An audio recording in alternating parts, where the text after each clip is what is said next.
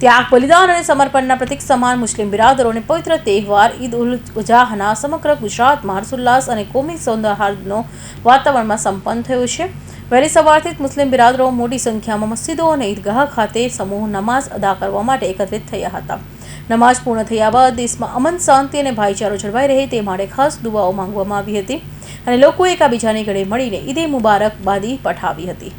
દેશભરમાં આજે બકરા ઈદનો પવિત્ર તહેવાર શ્રદ્ધા, ભાઈચારા અને ઉત્સાહભેર ઉજવાયો હતો। વહેલી સવારથી દેશની વિવિધ મસ્જિદો અને ઈદગાહોમાં મુસ્લિમ બિરાદરો મોટી સંખ્યામાં એકત્ર થયા હતા અને ખાસ ઈદની નમાઝ અદા કરી હતી।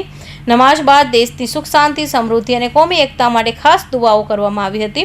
સુરત શહેરમાં પણ બકરા ઈદને લઈને વિશેષ ઉજવણીનો માહોલ જોવા મળ્યો હતો।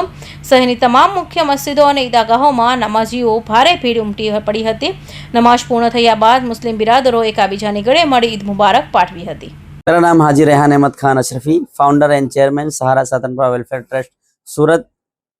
मैं इस मुबारक महीने के ईद उल अजहा की तमाम देशवासियों को पुरखुरूज मुबारकबाद पेश करता हूँ।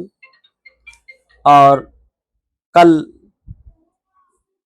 हज अराफात जो सऊदी अरब में मनाए गए, उसमें तमाम हुज्जाज इकराम 15 लाख से 18 लाख हाजी जो हज बैतुल्लाह किया, उनको तहे दिल से हम और अपने ट्रस्ट सहारा स्वतंत्रता वेलफेयर ट्रस्ट के माध्यम से तहे दिल से मुबारकबाद पेश करते हैं और अल्लाह से दुआ करते हैं कि हम लोग हिंदुस्तान में अमन और शांति, मोहब्बत, भाईचारा हमेशा बनाए रखें और इस महीने में जो कुर्बानी का अहम फरीज़ा है उसको हम सही तरीके से और पर्दे के अंदर रहकर कुर्बानी को करें और किसी तरह से सोशल मीडिया या मोबाइल के ज़रिए से कुर्बानी का पोस्ट ना किया जाए और जो इसका कचरा निकले उसको एसएमसी के गाड़ियां आती हैं, उन गाड़ियों में इसका कचरा डाला जाए और कहीं खुले स्थानों पर कुर्बानी ना किया जाए और पर्दे का ख्याल रखा जाए।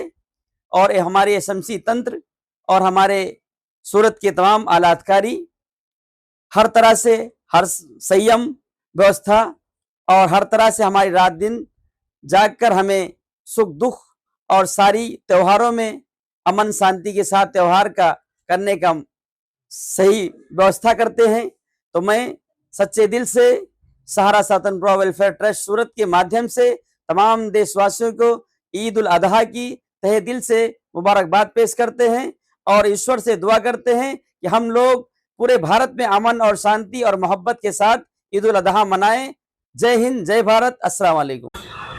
बकरीदना तहेवार निमित्ते समग्र सूरत सिटी में सूरत पुलिस द्वारा बंदोबस्त गोठववामां आवेल छे। જે સંદર્ભે અત્યારે લિંબાયત ખાતે, મદીના મસ્જિદ ખાતે અને જે અન્ય મસ્જિદો છે વિસ્તારમાં, એ તમામ જગ્યાએ લિંબાયત પોલીસ દ્વારા ચુસ્ત બંદોબસ્ત રાખવામાં આવેલ છે। 12 ક્રાઇમની ટીમો પણ અત્રે આવેલી છે।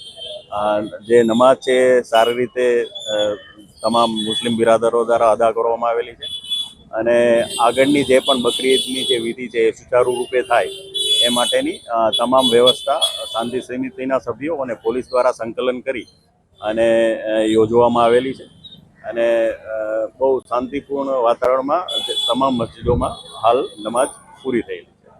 બાળકોમાં પણ તહેવારને લઈ ખાસ ઉત્સાહ જોવા મળ્યો હતો। શહેરમાં શાંતિપૂર્ણ વાતાવરણ વચ્ચે તહેવારની ઉજવણી કરવામાં આવી। સુરક્ષા વ્યવસ્થાની જાળવવા પોલીસ તંત્ર દ્વારા વિવિધ વિસ્તારોમાં ચુસ્ત બંદોબસ્ત ગોઠવવામાં આવ્યો હતો। બકરા ઈદના અવસરે લોકોમાં ભાઈચારો, પ્રેમ અને એકતાનો સંદેશ જોવા મળ્યો હતો।